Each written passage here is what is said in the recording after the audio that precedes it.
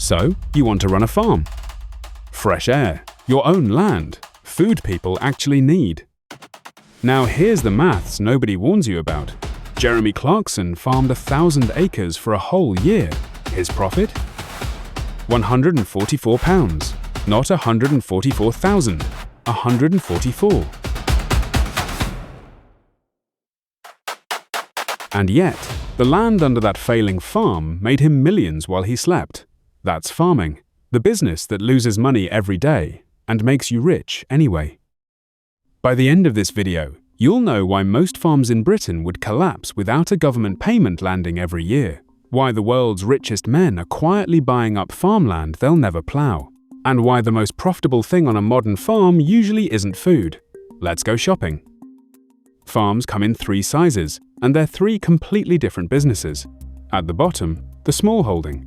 20 acres and a farmhouse will cost you around £750,000. And here's the first shock. Most of that price isn't the business, it's the house. You'll run sheep, sell eggs, maybe do a farm shop. It's a lifestyle with a tax code, not an income. In the middle, the working family farm. 500 acres of decent English arable land at roughly £10,000 an acre, $5 million just for the soil. Then the machinery. A new combine harvester is over £500,000. A proper tractor, £250,000. A sprayer, a drill, a grain store before you've planted a single seed, you're 8 figures deep in Yorkshire mud. And at the top, estates and institutions. The largest private farmland owner in America is Bill Gates, at around 270,000 acres. He doesn't drive the tractor. And that detail, the owner who never farms, is the entire industry in one sentence. We'll come back to it. Before your first harvest, the costs nobody mentions. Working capital. You buy seed, fertilizer and diesel in spring, and you get paid once in autumn if the weather cooperates. That's a 6-month interest-free loan you're making to the sky. Fertilizer prices tripled when the war in Ukraine started. Your costs are set by global politics you can't see coming. And the machinery never stops billing you. A combine you use 3 weeks a year still depreciates all 52. Now the question that actually matters. If growing food barely pays, what keeps 200,000 British farms alive? The first answer is the government. For decades, farmers received a payment simply for owning farmland under the old EU scheme. Roughly £100 an acre, every year, rain or shine. On many English cereal farms, take the subsidy away and the farm makes a loss on the year. That's not an insult. It's the official arithmetic the government's own farm income figures show it. The system is now shifting to paying farmers for hedgerows, soil health and wildflower margins instead, which means a modern British farmer is part food producer, part landscape contractor for the state. The second answer is everything that isn't food. The barn converted into offices earns more per square foot than the wheat ever did. The field by the road hosts a wedding marquee. The ugly corner takes a solar lease at a guaranteed rent for 25 years. Glamping pods gross more per acre than any crop in Britain. Even Clarkson's failing farm makes its real money at the shop, and the pub selling the story of farming, at a margin food could never touch. And the third answer is the quiet one, the land itself. English farmland has multiplied in value over the last generation. The farm can lose money every single year while the balance sheet grows by hundreds of thousands. Farmers have a phrase for it: asset rich, cash poor. Which brings us to the layer nobody talks about at the farmer's market. Why would the world's richest men buy fields? Because farmland is the ultimate defensive asset. It pays rent, it can't go to zero, there's a fixed supply, and everyone on Earth eats. But in Britain there's a sharper reason, and it's spelled IHT. Agricultural land has historically passed to the next generation with relief from inheritance tax.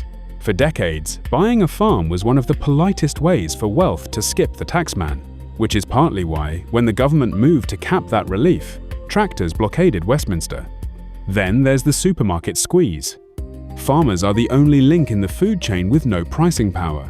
They buy inputs at retail, sell at wholesale, and accept whatever the supermarket offers, because milk doesn't keep and neither does their negotiating position.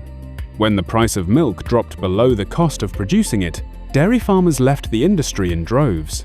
Britain has lost thousands of dairy farms in 20 years. The cows got bigger herds, the families got exit letters, and the average age of a British farmer? 59. The land is worth millions. The job pays like a hobby, so the child inherits the asset and sells to a fund, a lifestyle buyer, or a solar developer. Every year, quietly, farming becomes less about farmers. So why do farms actually go under? 2 patterns, over and over. Pattern 1. Borrowing against the land to fund the losses. The bank is delighted. The security is excellent. But debt against a £5 million asset still has to be serviced from a business that might clear 30,000 in a good year.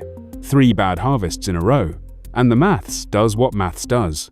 Repossessions don't make the news, the auction listings do. Pattern 2. Betting the farm on one buyer. Contract farming for a single supermarket, one processor taking all your milk when they cut the price or cancel. There is no plan B growing in the field. Diversified farms survive. Monoculture businesses die of a single phone call. Step back, and the whole industry snaps into focus. A farm isn't a food business.